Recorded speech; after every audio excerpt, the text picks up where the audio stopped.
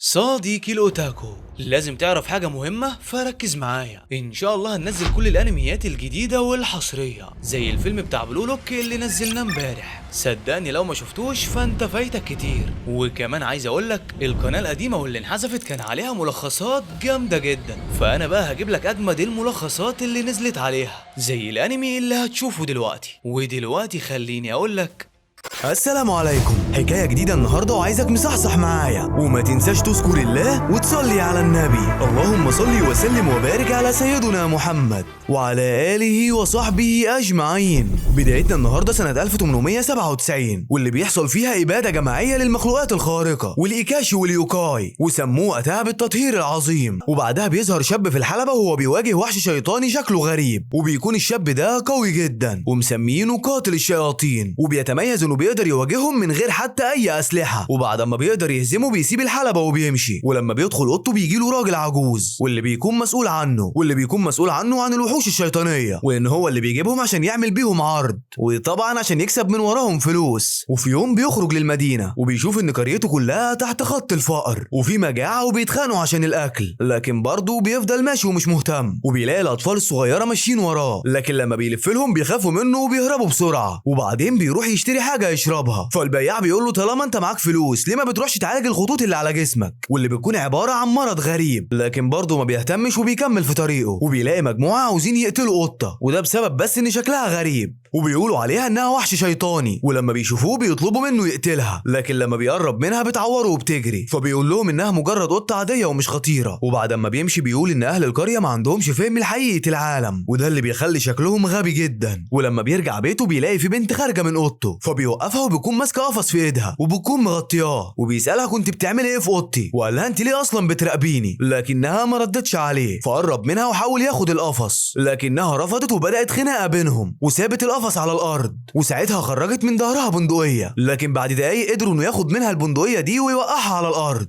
وكان مصر انه يقتلها، لكنها قالت له انك مش مسموح ليك القتل الا على ارض الحلبه بس. ورغم انه كان عاوز يقتلها، لكن كان عاوز برضه يعرف هي مين وعاوزه منه ايه. فقالت له انها عارفه كل اللي بيحصل له، وانه كمان مش بشري كامل، وعارفه ان نص دمه من دم الاوني، وفاجئته كمان انه لو كمل في طريقه ده هيموت قريب جدا. فسالها هي عرفت منين الكلام ده وليه متاكده كده انه هيموت. فقالت له مع الوقت وحوش الاوني بتبقى اقوى، وانت بتستهلك قوتك في الحلبه كل اسبوع، وهيجي عليك وقت والوحوش هي اللي هتقتلك. فزهق منها وكان عاوز يرجع يقتلها تاني، لكنها قالت له انها جايه له عشان تعمل معاه صفقه. وراحت جابت القفص وقربت منه، ولما شالت الغطا اتفاجئ ان في راس واحده، وقالت له انا ممكن اقول لك على كل حاجه تعملها عشان ما تموتش، لكن مقابل انك تقتلني. وعرف انها البنت اللي كانت بتتكلم طول الوقت اللي فات، وان اسمها ويندو ايا، وان البنت اللي معاها هي المساعده بتاعتها، وبيكون اسمها هاسي شيزيكو. وعرف منها انها خالده، وان عندها 947 سنه، لكن لسه في شكل بنت عندها 14 سنه، وان باقي جسمها في واحد تاني خده. ولما سالها ليه ما بترجعيش جسمك زي الاول، قالت له انها حاليا في مشكله، غير انها اصلا عاوزه تموت ومفيش اي حد قادر يقتلها، لحد ما سمعت عنه وجات له. وقالت له انها حتى ما شافتش اللي عمل فيها كده، لكن كل اللي شافته الراجل العجوز اللي بيأمره، وكان باين عليه انه اجنبي وماسك عصايه عليها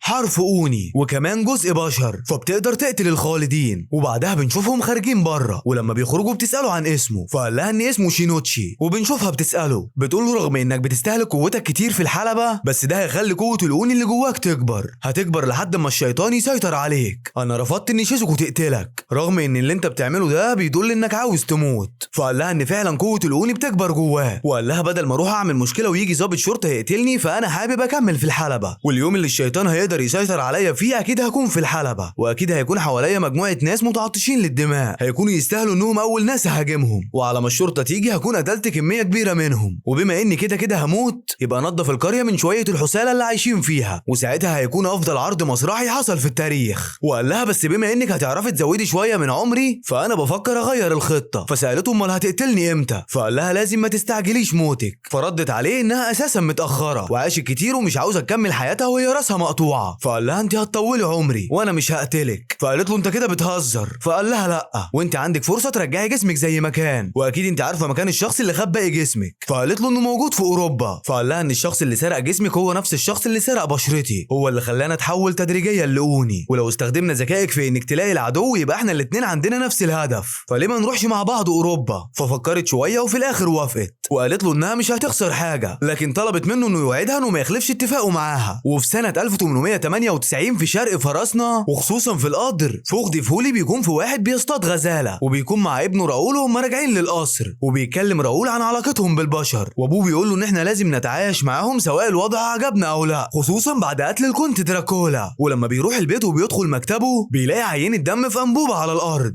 فبيخاف وبيخرج بسرعه وبيقفل الباب وبيقول لراؤول خليك جنبي اوعى تروح في حته. وبعدين بيفضل ينده على اولاده اللي في البيت، وبيجي له كلاود والمساعد بتاعه واللي بيكون اسمه ألفريد، ووقتها بيقول لهم ان في دخيل عندنا في القصر وبيسأل على الباقي، فقالوا له ان شارلوت وجيزيل بيلعبوا في الاوضه وصوتهم عالي من فتره، واول ما قالوا كده خاف وجري بسرعه على الاوضه، واول ما فتحها ودخل لقى مراته هانا مقتوله وهي قاعده على الكرسي، وبيكون الراجل ده اسمه غودارد وبيكون مصاص دماء محالف للبشر، وبينه وبين الجنس البشري معاهده سلام. وبعدها اتجمع الصحفيين قدام بيته، وفي منهم اللي شايف انه يستاهل اللي حصل له وده بسبب ان مفيش امان لمصاصين الدماء، وفي منهم تاني اللي شايفه مظلوم وانه ما عملش اي حاجه يستاهل عليها ان حد من عيلته يتقتل. وبتكون دي من الصحفيين دي بنت عندها 14 سنه وبيكون اسمها اني كيربر، وبتكون صحفيه تبع اخبار ايبوك. ولما بيخرج غودارد وبتساله الشرطه وصلت لايه في القضيه، فقال لها ان الشرطه قفلت القضيه وكأن مفيش حاجه حصلت، وقال لها سجلي عندك اني متضايق من اللي حصل، وقال لها انا بقالي اكتر من 20 سنه ما شربتش ولا قطره دم، وعيلتي كمان نفس الكلام، غير اننا ملتزمين دينيا وبنروح الكنيسه كل يوم حد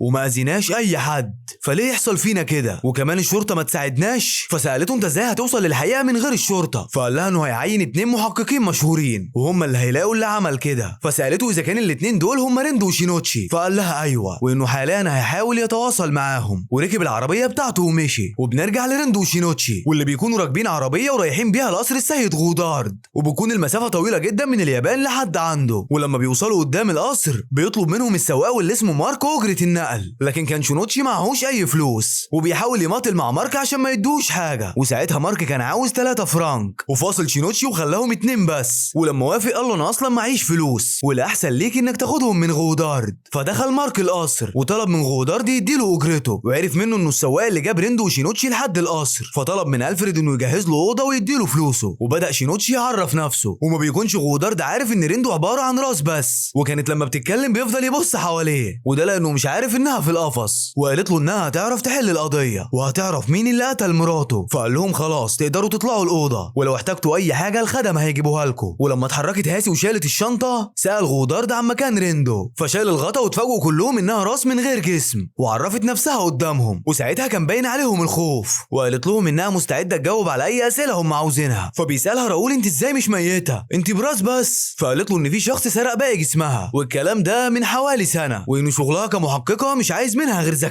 ذكائها اللي موجود في راسها بس. وبعدها هي اللي بدات تسال غودارد عن الحادثه وانه ازاي لقى الجثه، فقال لها ان كل حاجه منتشره في الجرايد، فطلبت منه انه يعيدها تاني مع اي تفاصيل زياده، فبدا يحكي لها كل حاجه وقال لها انه ما بيخافش من الجثث، لكن لما شاف جثه مراته بدا يصرخ، وسالته عن الاشخاص اللي عايشين في القصر، فقال لها ان احنا كنا عيله مكونه من 5 افراد، انا والولاد كلاود وراؤول وبنتي الصغيره شارلوت ومراتي هانا اللي هي اتقتلت، وكمان في 2 من الخدم البشريين، واحده اسمها جيزيل وكبير الخدم ألفريد وبيخدمنا بقاله اكتر من 20 سنه. فقالت له انها سمعت ان هانا كانت بشريه قبل ما تتحول لمصاص الدماء، فقال لها ان المعلومه دي صح، ولما دخلت للاوضه اللي ماتت فيها كانت عاوزه تشوف الجثه، لكن غودارد قال لها ان جثث مصاصين الدماء بتتعفن اسرع من البشر وعشان كده دفناها بسرعه، وقال لها لكن في صوره ليها وهي مقتوله، ولما بتشوف الصوره بتقول انها اتقتلت بوتد، وبتاخد بالها ان النزيف كان مايل ناحيه الشمال، وبتشوف الدم تحت الكرسي، وقالت انها اتقتلت في نفس المكان، وواضح انها كانت نايمه لان ملامحها مسالمه جدا، وان القاتل اكيد ضربها مره واحده بالوتد، وخلت شينوتشي يشوف الكرسي لو عليه اي خدوش، ولما ملقاش حاجه قالت له يبقى الوتد ما عداش من جسمها، لكن غودارد قال لها ان احنا ما عندناش حاجه بتشتغل وقت الخطر حتى لو كنا نايمين، ومعنى كده ان اللي قتلها هو صياد لمصاصين الدماء، وعشان كده هي ما خدتش بالها. فسالته ريندو اذا كان في اي جروح في ايدها، لكنه قال لها لا وانها كانت سليمه. فسالته عن الوتد اللي لقوه في مكتبه واللي اكيد القاتل خده وقتلوا بيها، فقال لها ان احنا كمصاصين دماء ما بنقدرش نلمس الفضه، وانه ما كانش عارف يمسكه لما لقى الدم عليه، وكمان لقوا ازاز ازازه ميه مقدسه عليها اثار دم القاتل. فسالته طيب مين اللي كان معاه مفتاح المخزن؟ فقال لها انا والفريد بس. فسالها اذا كانت وصلت لاي حاجه بعد كل الاسئله دي. فقالت له ان لسه في جزء ناقص وهو تسلسل الزمني للجريمه واللي بيخرج 7 مشاكل. واول مشكله هي ان هانا ما قدرتش تصحى رغم ان عندها حاسه تقدر تكشف بيها لو حد غريب بيقرب منها. والتانيه ليه القاتل جه بالليل بالذات مع ان مصاصين الدماء بيكونوا اضعف بالنهار؟ فقال لها لان احنا بالنهار بنقفل القصر كويس جدا. والتالته ليه القاتل ساب ازازه ميه مقدسه في مكان الجريمه وكمان استعمل غطا عشان الدم؟ فهل طبيعي انه يسيب ازازه عليها دمه؟ والرابعه بقى ازاي القاتل عرف ان في وطه فضي في المخزن وعرف كمان موقع هانا في القصر بالظبط وانها كانت نايمه في الوقت ده؟ 5 ليه القاتل سحب الوتد من جسمها؟ كان ممكن يسيبه وما يحاولش يرجعه المخزن لكن بتقاطعهم الطفله شارلوت لما جت وخافت من منظر شينوتشي وريندو. فقال لها غودارد انهم هيكملوا في وقت تاني وبعدها بيتجمعوا عشان ياكلوا وبتكون العيله كلها بتشرب دم وبيكونوا جايبين لهم هم اكل مخصوص. ده غير ان ريندو اساسا ما بتاكلش وبتقول للمارك اللي بيكون قاعد قلقان انه يحاول يصالح مراته بسبب انها اكيد دايما بتزعقله لانه على طول سكران. فخاف منها وسالها عرفت منين؟ فقالت له بسبب هدومك وبطنك اللي باين عليها ان حد حاول يغسلها اكتر من مره والمكان ده مش بيبوظ غير بسبب الخمره اللي بتقع في المنطقه دي. وقالت له ان الهدوم بتاعتك بقالها فتره ما اتغسلتش وكمان في ازرار متبهدله وده معناه ان في مشكله بينك وبينها وده اللي خلاها تبطل تغسل لك هدومك. ورغم ان كلاود وراؤول ما كانوش مقتنعين بيها هي وشونوتشي بس راؤول ساعتها بيقول انه حاسسها بتفكر زي المحقق العالمي واللي اسمه شارلوك هولمز وكان شايفهم نصابين عشان كانوا هينصبوا على سواق العربيه. فشكرته انه شبهها بشارلوك هولمز وقالت له لازم نرجع نتكلم عن يوم الجريمه وسالتهم انتوا بتتعشوا كل يوم في الوقت ده؟ فقالوا لها ايوه. فسالت غودارد اذا كانت هانا كانت معاهم فرد ان العيله كلها كانت موجوده. فسالته تاني وعملت ايه بعد العشاء؟ فقال لها رحت المكتب انا وكلاود كنا بنتكلم عن سياسه البلد وكانت شارلوك كمان معانا بتلعب وبعدها انفصلوا عند السلم وراح المكتبه عشان يجهز عده الصيد وخرج من البيت لكن راؤول طلب منه انه يروح معاه وفعلا راح وفضل يحاول يصطاد الغزاله لكن ضيع 3 طلقات على الفاضي وفي الاخر اصطادها بنفسه ورجعوا سوا. وبعدها سال كلاود عن اللي عمله بعد ما ابوه خرج للصيد فقال لها انه قعد في اوضته يقرا كتاب. فسالت راؤول عن اللي عمله بعد العشاء عمل ايه لحد ما خرج مع ابوه لكن راؤول حس انها بتستجوبهم وكانها بتقول لهم ان حد فيهم اللي قتلها. فقالت له ان كل شيء وارد. فتعصب غودارد وقال لها مستحيل. فقالت لراؤول عدم ردك عليا ده معناه انك مخبي حاجه معينه. فقال لها انه كان قاعد في اوضته لحد الوقت ده. فشكرته وبعدين بدات تستجوب الخدامه وسالتها كنت بتعملي ايه بعد العشاء لحد ما لقوا الجثه؟ فقالت لها ان كل يوم في الوقت ده بترجع المطبخ عشان تنضفه. وبعدها قابلت السيد كلاود ومعاه شارلوت وخدتها منه عشان تغني لها وهي بتكمل نظافه وخرجت مره واحده للحمام وما كملوش دقيقتين. فسالت شارلوت اذا كان الكلام ده صح ولا غلط فردت لكن وهي خايفه انه صح. وجه الدور على اخر واحد وهو السيد ألفريد وسالته كان فين في الفتره دي؟ فقال لها انه بعد العشاء راح مكتب السيد غودارد وده عشان يكمل شغله ويجهز جداول العمل. فسالته اذا كان سمع اي حاجه غريبه في القصر فقال لها لا وانه ما خرجش غير لما السيد غودارد نده عليهم. لكن في اللحظه دي عيطت شارلوت وجريت بسرعه وساعتها انتهى النقاش. ولما كان شينوتشي وريندو ماشيين بيتناقشوا في القضيه طلبت ريندو من هاسي انها تروح تراقب ألفريد وجيزيل لانها شاكه فيهم. وبعد دقيقه بيقابلوا كلاود واللي بيقول لهم انه اكيد ما قتلش امه وانهم بيضيعوا وقت على الفاضي. فشينوتشي استفزه فهجم عليه ومسكه من رقبته وقال له انا ابويا هو اللي مضى التعهد مع البشر مش انا وما عنديش مشكله اني اقتلك حالا. وبعدين سابهم ومشي. فقال شينوتشي انه كده ممكن يكون هو اللي قتل امه فعلا. فردت ريندو لسه ما اقدرش اتاكد وقالت له انها خدت بالها ان ايده نظيفه خصوصا بعد الاكل وانها خدت بالها ان ايه كل مصاصين الدماء نظيفه وعاوزه تعرف السبب.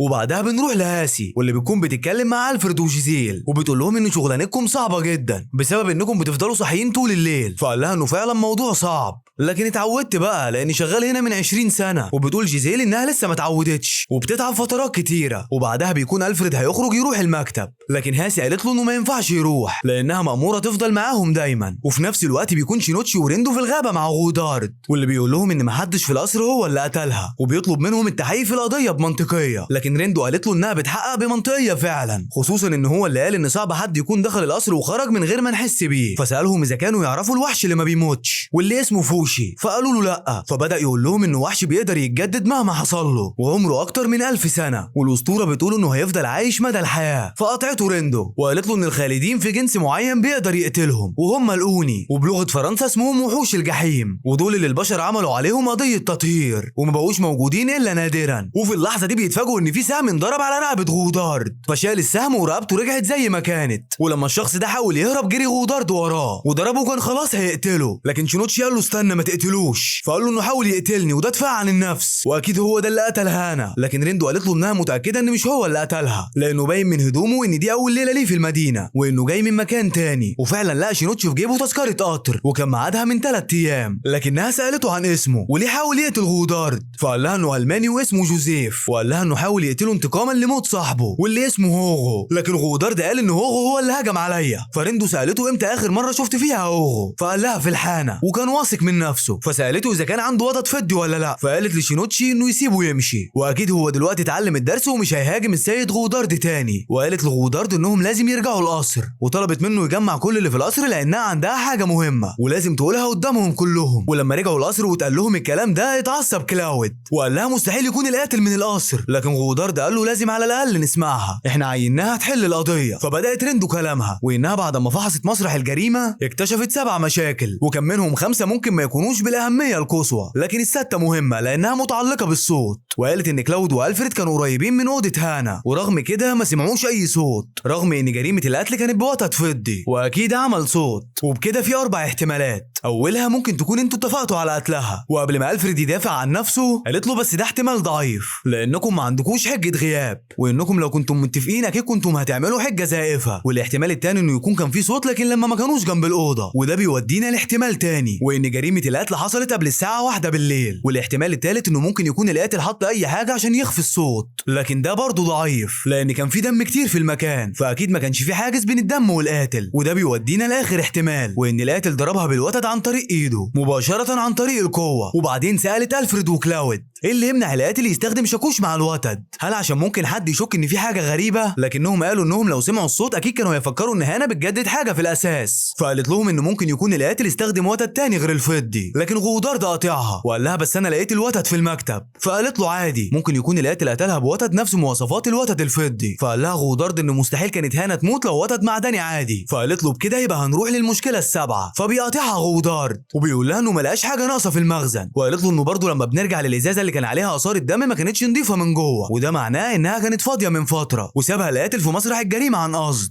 فمنين بقى جه الماء المقدس؟ وقالت ان بكده بيكون القاتل كان متلج الماء المقدس وعمل منه وتد بنفس الحجم بتاع الوتد الفضي ودخل القصر وقتلها وسابه في جسمها، لكن مع الحراره بدا الوتد يسيح لحد ما اتغرقت بالميه المقدسه، وبعدها ساب المعطف بتاعه وساب الازازه عشان يبان ان القاتل من بره القصر، وبعدها جمع شويه دم ورماهم على الوتد الفضي اللي في المخزن، وده طبعا بعد ما كسر القفل، وده عشان يبان انه سلاح الجريمه الاصلي. فيا ترى ليه القاتل احتاج للخدعه دي؟ فرد عليها شينوتشي وانه اكيد عايز يكسب وقت ويغير وقت الجريمه لوقت تاني. فقالت له ان في كده 5 استنتاجات، الاولى ان الجريمه حصلت بين الساعه 12 ونص ل1، والثانيه ان القاتل يكون مستبعد من ارتكاب الجريمه وده بسبب حجه غيابه في الوقت ده، والثالثه انه يكون عنده حريه التحرك في الوقت ده، والرابعه انه لازم يكون قوي عشان يقدر ينفذ الجريمه بالشكل ده، والاخيره انه يكون شاطر جدا في قتل مصاصين الدماء عشان يخلي هانا ما تقدرش تحس بيه. وقالت ان مفيش حد بينطبق عليه الشروط دي غير راؤول وجيزيل، لكن راؤول قال انا مستحيل اعمل كده وما اقدرش كمان امسك وتد فضي. فقالت له عشان كده في بصمات على الوتد وغالبا كنت ماسكه بعازل وغالبا وقع منك وايدك اتحرقت،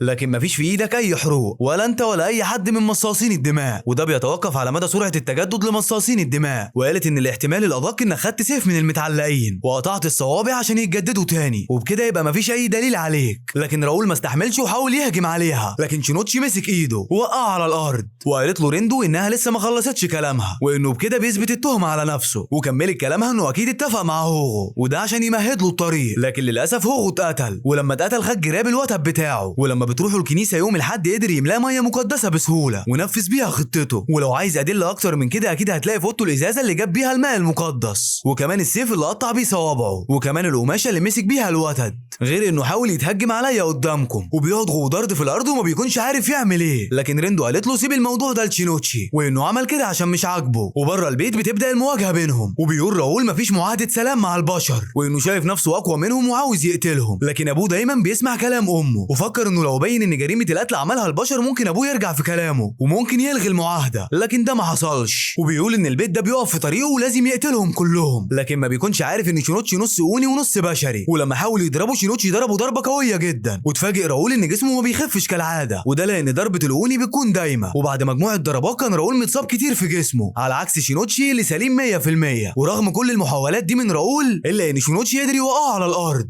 وكمان ثبته برجله. وبعد شويه بيدخل القصر وبيقولوا انه كده خلص شغله، وبتقول ريندو نفس الكلام وان كده المهمه خلصت، وبيجهز مارك العربيه. لكن بتجيله اني وبتساله عنهم، فقال لها ان هم عرفوا يحلوا القضيه وهيمشوا دلوقتي. ولما شافتهم وهم خارجين سلمت عليهم، وبتتخانق هاسي مع شينوتشي، فبيدي القفص لاني وبيجري. لكن ريندو قالت لاني لو عاوزه تفاصيل عن القضيه تقدري تسالي الخادم، وسيبيني مع غودارد عشان عاوز اكلمه. وبتقول له انه مفيش سبب يخليهم يخفوا اللي حصل عن العالم، فوافق وقال لها عندك حق مفيش مجال للندم. وسالته عن مواصفات شخص في بدايه السبعينات، جسمه رفيع وبعينين مميزه، وبيقف كده بطريقه وحشه ورجليه اليمين اصطناعيه، ومعاه عصايه سودا وفيها حرف ام. فقال لها ان الراجل ده كان عندي من كام يوم، لكن ما قاليش على اسمه، وقال لي اندهله يا بروفيسور، وعرض عليا ان اسافر معاه لندن، لكني رفضت بسبب اني لازم اكون مع العيله. وسالها انت عاوزاه ليه؟ فقالت له لان هو اللي خد جسمي، وكمان لعن جسم شينوتشي. وقبل ما يمشوا بتقول لهم ان هي عاوزه عنوان مناسب للقضيه. فقال لها شينوتشي ان السيد غودارد قال انه خسر 3 من افراد عيلته، وبكده لما مراته اتقتلت بقوا 4، لكن بعدها خسر ابنه كمان. وقال لها ان عندنا في اليابان بنقول اللي بيحصل مرتين بيحصل الثالثه، لكن مع السيد غودارد اللي بيحصل 4 مرات بيحصل الخامسه. وبيظهر البروفيسور ده وهو راكب عربيه وبيقرا خبر سرقه قام بيه اللص الشبح واللي بيكون اسمه ارسن لوبين، لكن بيقولوا انه مش فاضي دلوقتي لارسن وهيسيبه دلوقتي. وبعدها بيظهر شخص ايده مربوطه واللي خطفه بيناديله باسم ايريك، فساله انت عرفت اسمي الحقيقي منين؟ فقال له انه عارف عنه كل حاجه، وبنعرف ان الشخص المربوط ده هو ارسن لوبين واللي سرق الحجر من فرنسا. فساله انت عاوز مني ايه وخاطفني ليه؟ فقال له انا عاوزك في مهمه سرقه في قصر فيلياس، القصر اللي موجود في لندن. لكن ايريك قال له انه مستحيل لان القصر ده متامن بكل الطرق، لكن التاني كان مصمم وقال له لو ما كانش عندنا فرصه ما كنتش جبتك لحد هنا. فبيوافق ايريك انه يروح لندن، والخبر انتشر في الجرايد وبتقراه اني، وبتقول ان الحكومه الانجليزيه نزلت اعلان للمحققين اللي يقدروا يمسكوا اللص الشبح واللي هو ارسن لوبين، وبتقول ان اكيد شينوتشي وريندو هيكونوا موجودين. وبعدين بنروح لشينوتشي وريندو واللي بيدخلوا محل بيع عصيان، لكن لما صاحب المحل بيشوف ريندو بيغمى عليه، وبيخرجوا بسرعه وبيسرقوا لائحه الزباين بتاعه المحل. لكن وهم ماشيين في الطريق بيقابلهم شخصين وبيطلبوا منهم يرجعوا اللائحه للمحل تاني، لكن شينوتشي بيرفض. وكانوا لسه هيتخانقوا لكن الشرطه شافتهم وقبضت عليهم كلهم. واثناء ما هم في عربيه الشرطه بداوا يتكلموا كلهم عن ارسن لوبين واللي بيستهدف دلوقتي جوهره فوغ وهيهاجم على قصره في لندن. وبيقولوا ان فوغ عين محققين عشان يكشفوه، واهمهم شارلوك هولمز، والمحقق التاني جاي من اليابان. لكن بيتفاجئوا ان شارلوك نفسه هو اللي موجود معاهم في العربيه، وكمان معاه صاحبه واتسون. وكمان ريندو عرفت نفسها انها المحققه اليابانيه ومعاها مساعدها شينوتشي. ولما بيتاكد ضابط الشرطه من شخصياتهم بيغير على طول طريقه وبيروح بيهم لقصر فيلياس فوغ. واول ما بيوصلوا بيكون في صحفيين كتير ومنهم اني كيربر، واللي بيكونوا مستغربين ليه المحققين جايين في عربيه الشرطه. وبعد ما بيدخلوا القصر بيلاقوا كمان ان المفتش ليستريد موجود، وبعدها بيخرج لهم السيد فوغ وبيرحب بيهم وبيقول لهم على تفاصيل الرساله اللي بعتها ارسن، وانه حدد انه هيسرق الماسه من الساعه 11 ل 11 ونص. وبنعرف ان الماسه دي لونها اسود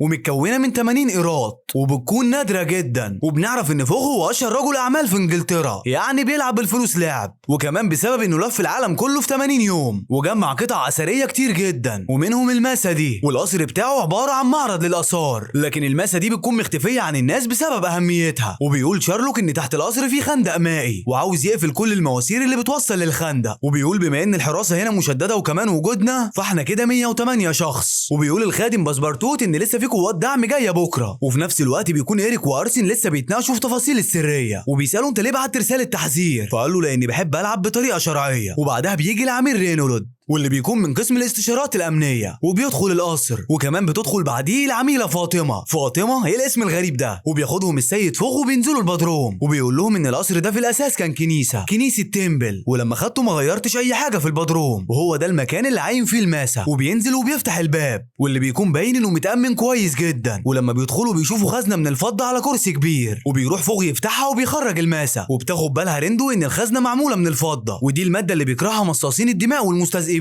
وبتطلب من السيد فوغ انه يحكي لهم تاريخ الماسه، فبيقول لهم انه خدها من 20 سنه من واحد صاحبه واللي قال له انها قطعه اثريه من القرن ال14، فخدتها منه واحتفظت بيها وفضلت 10 سنوات احاول افتحها. ولما شفت الجوهره جبت خبير مجوهرات عشان يشوفها، وقال لي انها قطعه اثريه مكونه من عناصر نادره. وبتقرب ريندو منها وبتقرا اللي عليها، وبتكون تعليمات ان محدش يبص لها وهي في وش القمر. وبيكمل شرح وبيقول ان كان في حرب زمان بين الاقزام والمستذئبين واللي خسرها الاقزام، لكن عملوا ماسه عشان يدلوا على مكان عدوهم. معاهم وحطوها في خزنه مصنوعه من الفضه، وده عشان المستذئبين ما يعرفوش يفتحوها. وبيقول شارلوك هولمز بما ان الابواب متامنه كويس بثلاث اقفال وكل قفل بمفتاح معين يبقى صعب يدخل من الباب، وبيشوف فتحه تهويه في السقف وبيقول ان ممكن تكون دي مدخل، لكن فوق بيقول له انها صغيره جدا حتى الطفل ممكن يعدي منها بالعافيه، وانها متصممه انها محدش يقدر يعدي منها. فبيقول شارلوك ان ممكن يكون ارسن اساسا متخفي وممكن يكون موجود بينا دلوقتي، وخلاهم كلهم يشكوا في بعضهم. وبعدين قال لواتسون يلا عشان نمشي، عايزين نلحق نعدي على محل عصيان المشي. وفي نفس الوقت ده بيكون البروفيسور بيقرا الجورنال وبيشوف خبر ان ريندو وشينوتشي موجودين، وبيقول لرجالته ان في صديق قديم جالهم من اليابان. وبعدها بيرجع شارلوك هولمز لبيته وبيجي له المساعد بتاعه وبيسال عن خطته للعمليه، فقال له ان مفيش خطه وان ارسن لوبين هو اللي المفروض يعمل خطته. وفي نفس الوقت ده بيدخل اخو شارلوك واللي بيكون اسمه مايكروفت،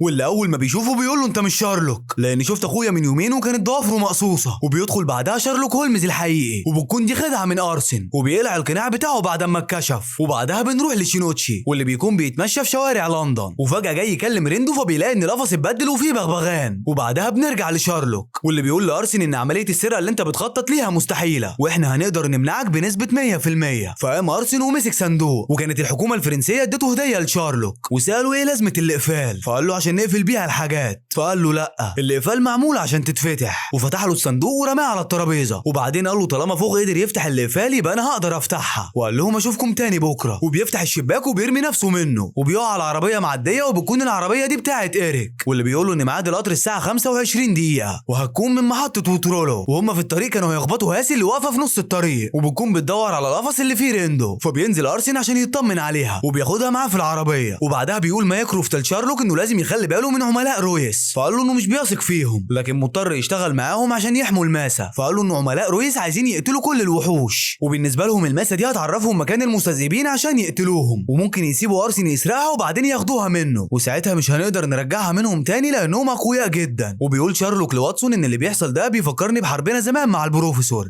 مورياتي من 8 سنين. وبعدها بنرجع لريندو واللي بيكون شايلها شخص عادي كانه جايب بغبغان هديه لمراته، واول ما بيشوفها بيرمي القفص وبيجري، وبتيجي عربيه فيها الاثنين اللي كانوا في عربيه الشرطه، وساعتها بيدوسوا عليها، ولما بينزلوا يشوفوها بيلاقوها قدرت تجمع نفسها من تاني، وبتجيلهم فكره انهم ياخدوها للسيرك، وده عشان يكسبوا من وراها فلوس، اي مصلحه دايره وخلاص. وبياخدوها في العربيه وبيمشوا. ولما بنروح لهاسي بنلاقيها بتقدر انها تشوف ريندو في عربيه وبتخلي ايريك يجري وراها. وفي نفس الوقت ده بيكون شينوتشي لقى القفص لكن بيكون فاضي، وفجاه بيشوف المطارده معديه من جنبه فبيجري وراهم هو كمان. يلا هي جت عليه لحد ما بيقدر ينط على العربيه وبيقلبها، وبياخد ريندو وبيرجعها للقفص، وبتيجي وراهم اني وبتحضن القفص وبتقول انها ما كانتش عاوزه تكتب مقاله عن موت ريندو، وبتسال هاسي مين اللي كنت راكبه معاهم، فقالت لها انها ما تعرفش اساميهم. فبيقول لها ارسن مش مهم الاسامي، وبياخد باله ان هم نفس الاشخاص المحققين بتوع فوغ. فقالت له انت ليه لابس نفس لبس شارلوك هولمز، فمرضيش يرد عليها. فقالت لهاسي ان ارسن لوبين بنفسه هو اللي وصلك، فضحك وقال لها فعلا انا ارسن لوبين وده المساعد بتاعي ايريك، وانا دلوقتي كنت لسه ماشي من عند شارلوك. وبيقول ايه اليوم الغريب ده اللي عمال اقابل فيه المحققين، وكمان بالذات المحققين اللي المفروض يقبضوا عليا. وبعدها بيتعرف على شينوتشي لكن كالعاده بيستفز اللي قدامه وقال له انا اقوى منك، وبدات بينهم معركه سريعه لكن خسر فيها شينوتشي. وقبل ما ارسن يمشي كلم ريندو وقال لها بنصحك تنسحبي من القضيه، لكن لما مشي قالت لازم نرجع لقصر فيلياس عشان نجهز لحفل بكره. وبعدها بنروح ليوم العمليه، وقبل 3 ساعات من ميعاد السرقه بيجي واحد اسمه غانيمارد واللي بيكون محقق في اسم شرطه باريس، وبيقرب شارلوك منه وبيتاكد انه مش لابس ماسك. وبعدين بيدخلوا الاوضه اللي فيها الماسه، وبيجي جواب لشارلوك من شينوتشي وبيقول له فيه ان هم هيحموا منطقه البرج، وبعدها بيقفلوا الباب، وده بعد ما قال لهم فوق انه اتاكد من ان الماسه موجوده. وبيقعدوا على الكراسي في وش صندوق الماسه، وبعد شويه بيحصل انفجار في الميه وكل الحراس بيروحوا على هناك. وبعدها بيظهر حارس لوحده بيدخل اوضه غريبه، وبعدها بتيجي الاخبار للسيد فوغ وان في لبس واحد من الحرس اتسرق. وفي اللحظه دي بيضرب شارلوك هولمز النار على ال3 اقفال، وسالوه عملت كده ليه احنا مش هنعرف نخرج، فقال لهم لان ارسن قال له انه بيعرف يفتح اي قفل لكن بالطريقه دي مش هيقدر يدخل، والصبح نقدر نجيب خبير اقفال يفتح الباب،